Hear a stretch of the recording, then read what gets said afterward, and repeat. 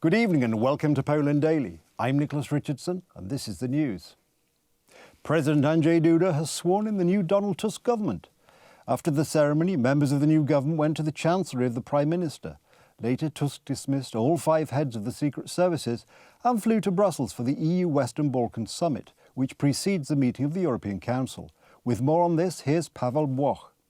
President Andrzej Duda stressed that he is ready to cooperate with the new Council of Ministers and also stressed how crucial Poland's sovereignty is. I deeply believe that we will do everything to ensure that Poles decide about their own affairs and that Poland remains in Europe as a sovereign state. The newly appointed Prime Minister announced that the rule of law will be the motto of his team. Faithfulness to the provisions of the Constitution will be the trademark of this team and the new government. However, among the new ministers is Bartłomiej Sienkiewicz, whose mission will be the illegal takeover of public media. You know well that there is no better person to clean up the public media that you destroyed. He will be responsible for restoring these media to Poles. Great-grandson of Nobel Prize-winning writer Henryk Sienkiewicz, Bartłomiej Sienkiewicz became Minister of Culture and National Heritage. He was the Minister of Internal Affairs in the previous government of Donald Tusk. According to Business Insider, Donald Tusk, through Bartłomiej Sienkiewicz, intends to suspend the current management board of Telewizja Polska and appoint a curator who will be able to replace journalists in public media. Donald Tusk is in a hurry to silence journalists who dare to ask uncomfortable questions or publish materials unfavourable to the new government. We had an announcement of such actions on the occasion of the wind farm law. Under current law, changes in public media will be possible only at the end of the term of office of the National Media Council in 2028. However, everything indicates that the new government will not comply with this law. Gazeta Polska Codziennie published a letter signed by anti-communist opposition activists. They call for the defence of independent media. The signatories included Andrzej Gwiazda, Krzysztof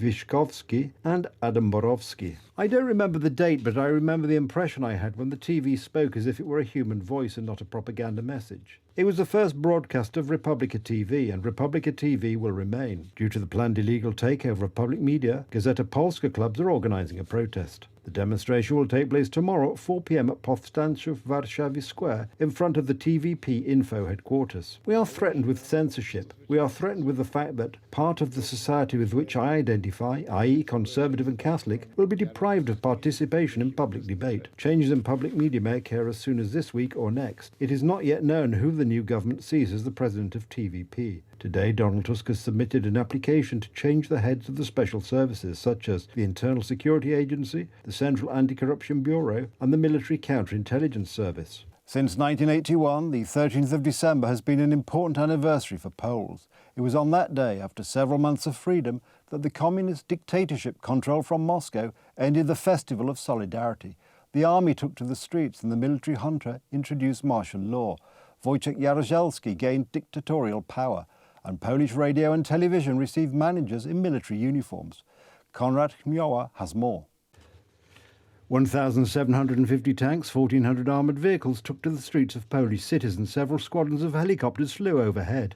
25% of all forces were concentrated in Warsaw. In response, Solidarity activists took protest action throughout the country, including in Gdansk, Kraków, Lublin and Katowice. In the Wujek mine, communist police shot and killed 9 striking miners and injured 23 others. To jest prawda. It is true that you are receiving state decorations for the true fight for Polish independence. For the Soviet Union, Poland was the main country from which the communists were preparing to attack the West. Meanwhile, Poles rejected the communist rule. The establishment of Solidarity after strikes of 1980 was proof of society's rebellion. On the 13th of December 1981, Solidarity had 10 million members. The goal of the communist junta was to destroy Solidarity. Let us add that martial law lasted from 1981 to 1983, but actually until 1989. During martial law, the communist authorities interned over 10,000 people. Apart from Solidarity activists, ordinary citizens also found themselves in prison. 40 people died in direct clashes with officers of the repressive apparatus. They took us in a van and threw us in our underwear in the snow. My father told me to pray because I was about to die like my grandfather, shot in Katyn. Imagine a very cold, frosty winter and they take you away somewhere. You do not know the destination, maybe Siberia. Some of my older friends were afraid that this was the case. When they took us away from custody, from Olszynka-Grochowska, then they took us to the northernmost city of Goldap, but we were afraid it was Russia. To establish the identity of Solidarity members, security service officers introduced a curfew. multi-level surveillance, frequent searches and censorship in public communications. Najistotniejsze jednak były działania. The most important were the activities of the secret services, which worked to disintegrate society. Provocations, lies about ordinary people, but also people like St. Jerzy Popiełuszko. The 13th of December 1981 is one of the most tragic dates in the history of modern Poland, because it took away the hope of a free and democratic country from an entire generation of Poles.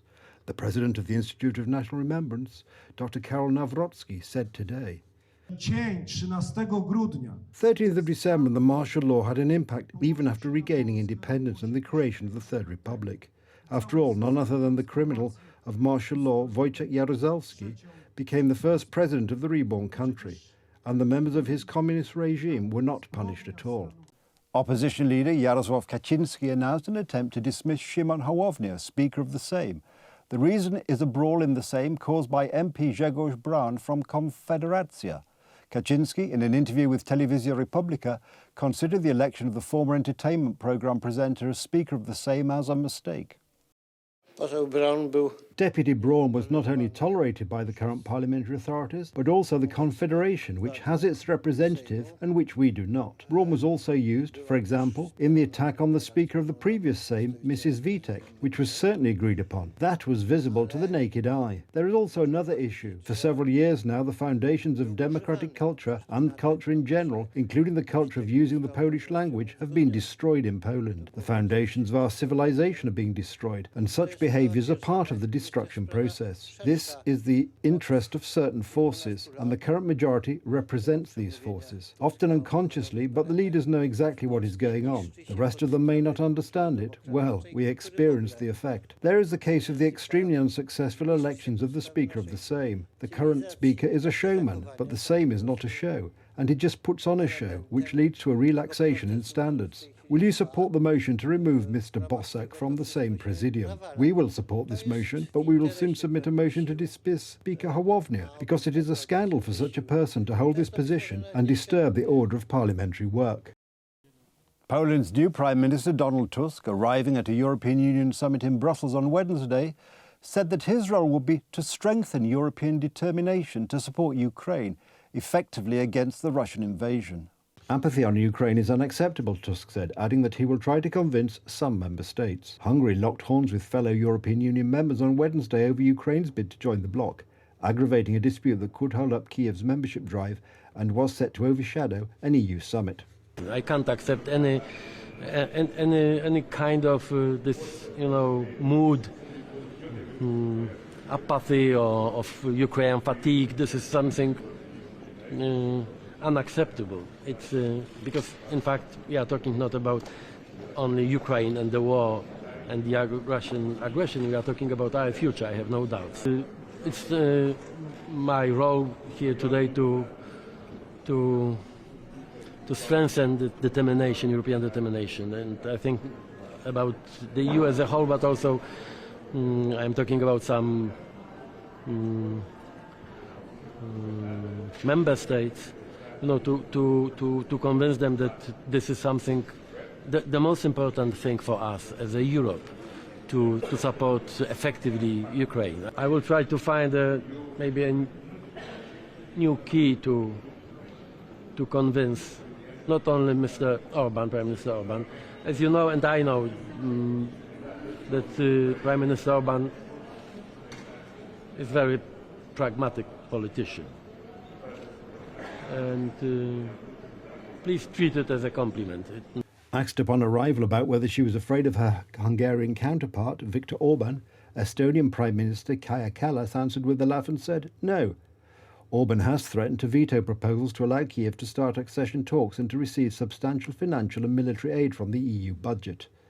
Kallas said the bloc's leaders would work very, very hard on a plan to provide 50 billion euros of economic support to Ukraine, but will consider a Plan B if the stalemate on the negotiations drags on. That's the news. Thank you for watching. Stay with us for the weather, Poland Daily Business and more programmes. But from me, it's have a good night and a better tomorrow.